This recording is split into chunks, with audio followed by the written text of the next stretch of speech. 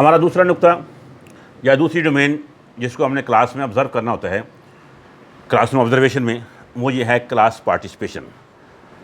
कि क्लास की कितनी इन्वॉल्वमेंट थी, क्लास की पार्टिसिपेशन क्या थी, क्लास के बच्चों की, जो स्टूडेंट जिनको वो पढ़ा रहे थे, क्या वो बुत बने बैठे थे, क्या वो डेड बॉडीज़ को ख़िताब करके आ गई हैं, क्या वो बिल्कुल गुमसुम बैठे रहे हैं, या क्लास ने भी उस लर्निंग प्रोसेस के अंदर कुछ हिस्सा लिया कि नहीं लिया। हमने इस पॉइंट को इसके अंदर चेक करना होता है कि वो जो सामने थे बैठे हुए 25, 30, 40, क्या उन्होंने लाइवली तौर पर एक्टिव होकर उन्होंने पुरजोश अंदाज में टीचर को रिस्पांस दिया, टीचर के साथ शामिल हुए, टीचर को कुछ रिस्पांस दिया कि नहीं दिया, या वो खामोश बैठे रहे और टीचर ने अपना लेक्चर झाड़ा और चला गया या चली गई। आए इसके अंदर 4 जैली पॉइंट हैं। पहला पॉइंट है कि स्टूडेंट्स पार्टिसिपेशन, सबक को पढ़ने या पढ़ाने के दौरान स्टूडेंट्स की पार्टिसिपेशन, स्टूडेंट्स की शिरकत कितनी थी। लेक्चर कितनी में टीचर झाड़ के आ गया, क्या जब टीचर ने वाइट बोर्ड पर लिख रहा था या लिख रही थी, साथ साथ बच्चों से पूछ रही थी, बच्चे रिस्पांस दे रहे थे, बच्चे रिस्पांस कर रहे थे, बच्चे मुंह हिला रहे थे, बच्चे जो है वो टीचर के साथ साथ चाह रहे थे कि कहीं और ख्वाबों ख्यालों में गुम थे। ये है स्टूडेंट्स पार्टिसिपेशन। उसने तमाम एक्टिविटीज़, तमाम लर्निंग प्रोसेस जो टीचर ने डिफ़ाइन किया था, क्या टीचर जो जहन में बना के लेकर आई थी या लेकर आया था, क्या उसमें बच्चों को भी इन्वॉल्व किया या वो खुद से उसने परफॉर्म किया और चली गई। तो इस बात को ये देखना है कि बच्चों ने कितना पार्टिसिपेट किया। जो कोई भी उसने रोल प्ले किया है तो बच्चों को सामने लाए। अगर बच्चों को सबक सुना है तो कितने बच्चों का खुद सुना है, कितनों ने एक दूसरे से सुना है। उसने पीयर टीचिंग की है, बच्चों ने एक दूसरे को पढ़ाया है, कितना बच्चे एक दूसरे के साथ इन्वॉल्व हुए हैं उसके लर्निंग प्रोसेस के अंदर, बच्चों की पार्टिसिपेशन, बच्चों की शिरकत कितनी थी। इस पॉइंट में हमने इसको इस तरह से देखना है। दूसरा सब पॉइंट है इसका क्लास पार्टिसिपेशन का कि designed activities for the students.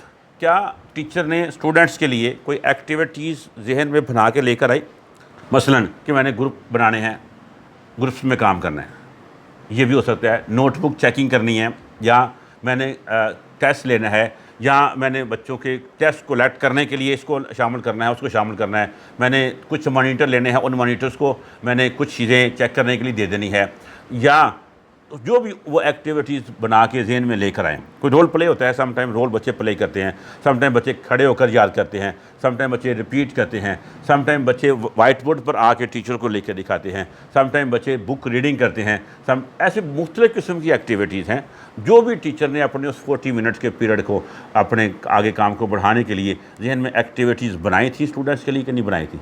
महज अपने तौर पर ही उसने एक लेक्चर दिया, अपने तौर पर भी एक सिर्फ वाइट बोर्ड पर मुसलसल लिखा, बच्चों को लिखाया और चले गए।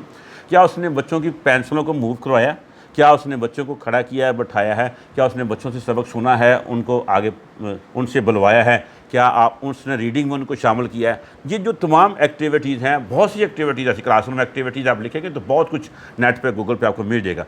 वो एक्टिविटीज़ क्या स्टूडेंट्स तक उसने स्टूडेंट को इन्वॉल्व करने के लिए कुछ ऐसी एक्टिविटी डिज़ाइन की थी जिसमें उसकी क्लास में उसके बच्चे उसके साथ पार्टिसिपेट करें। क्योंकि हमारा मेन टॉपिक चाह रहा है क्लास पार्टिसिपेशन। क्लास को पार्टिसिपेट करवाने के लिए वो टीचर 5, 4, 3, 2 कुछ भी एक्टिविटीज़ बना के लाया था। ये इस पॉइंट पे हमने समझना। तीसरा पॉइंट है कि डिडंट इग्नोर एनी स्टूडेंट।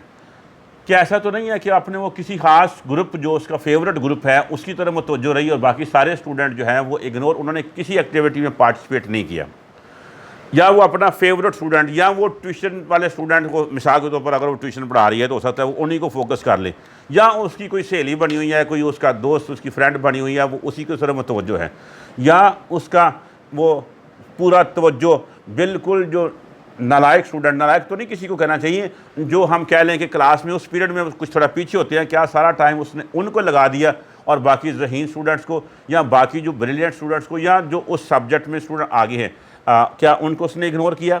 ये इसमें नुक्ते में समझने की ज़रूरत है। उसको तमाम ग्रुप्स को में से किसी को भी इग्नोर नहीं करना, तमाम स्टूडेंट में से किसी स्टूडेंट को इग्नोर नहीं करना। वो सारे ही उसके फ्रेंड्स होने चाहिए, सारे उसकी सहेलियाँ होनी चाहिए, सारे उसके दोस्त होने चाहिए। वो सारे ऐसे महसूस करें कि टीचर या मिस या उस्ताद हमें पढ़ा रहे हैं, ये मेरे लिए आ जाए। ठीक है, हर बच्चे की पार्टिसिपेशन होनी चाहिए। किसी ग्रुप को, किसी कॉर्नर को, किसी डेस्क को, किसी स्टूडेंट्स को टीचर इग्नोर ना करें। तो यहाँ इस नुक्ते में हमने ये करना है। इसके अंदर क्लास पार्टिसिपेशन के अंदर चौथा और आखिरी पॉइंट है encouraged students questions. Students question करना चाहिए।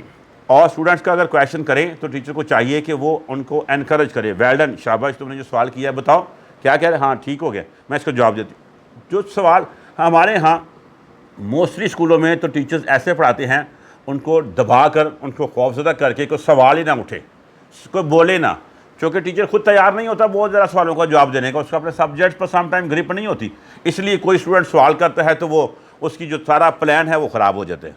तो स्टूडेंट्स के सवालात को एनकरेज करना चाहिए, हौसला अफजाई करनी चाहिए, और जिस क्लास के अंदर ज़्यादा से ज़्यादा सवालात आएँ, समझने कि उस क्लास के अंदर टीचिंग अच्छी हो रही है या उस क्लास के अंदर लर्निंग प्रोसेस अच्छा हो रहा है।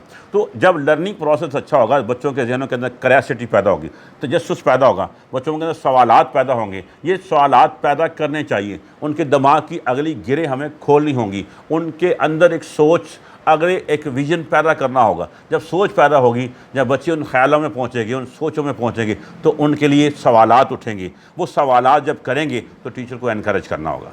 टीचर उन सवालात को ये क्या नहीं दबाएगा और बैठ जा तुम चुप करके, बात का टीचर डिस्टर्ब करते थे, खामोश हो जो, तुम सवाल ही करते रहते हो, ऐसे डिस्करेज नहीं करना। बच्चों के सवालों को एनकरेज करना है। बच्चे क्लास के अंदर पार्टिसिपेट, जितने ज़्यादा सवाल आएंगे वो क्लास उतनी ही ज़्यादा लर्निंग करेगी। तो इसलिए अगर बच्चों के अंदर सवालात आते हैं, सवालात क्लास में उठते हैं और बच्चे सवाल करते हैं अपने सबक के मुतल्लिक़, तो टीचर को उन सवालात को जवाब देना चाहिए। अगर टाइम ख़त्म हो जाए, जवाब ना दे सकें, तो उन्हें कहें बेटा आप सवाल नोट कर लो, हम कल डिस्कस कर लेंगे, या आप मैं ब्रेक में आ जाना तो मैं वहाँ बैठ के डिस्कस कर लेंगे, या कल सुबह आ जाना, या कल हम क्लास में डिस्कस कर लेंगे। तो ये ना हो कि वो कहे तुम सवाल क्यों करते हो, तुम खामोश हो जो। हमारे इत्तेफाक से हमारे बहुत से स्कूल्स के अंदर तो डिस्करेज किया जाता है सवालात को, और उन सवालात को बच्चे को खामोश करवा दिए जाते हैं। हमें सिर्फ़ और सिर्फ उनको बुत बनाकर उनको रट्टे वाली मशीन बना रहे हैं, वो अपना दिमाग ना आगे खोल सकें, वो सवालात करके अपने अगले इल्म के दरीचों में दाखिल ना हो सकें। हम इन चीज़ों को डिस्करेज करते हैं। वो सवालात को कतन डिस्करेज नहीं करना, बच्चों के सवालात की हौसला अफजाई करनी है, उनको अप्रिशिएट करना है, उनको शाबाश देनी है कि वेल डन तुमने सवाल किया, उनको जवाब दे। बल्कि आप अपने असबाक को ऐसे प्लान करें कि बच्चों के अंदर सवालात पैदा हों और वो बच्चे उन सवालात के ज़रिए से अपने लेसन की क्लैरिटी आगे करते रहें। तो ये था हमारा क्लास पार्टिसिपेशन। इसके अंदर 4 वैल्यू पॉइंट थे: student participation, designed activities for the students, didn't ignore any student, और एनकरेज स्टूडेंट्स क्वेश्चंस।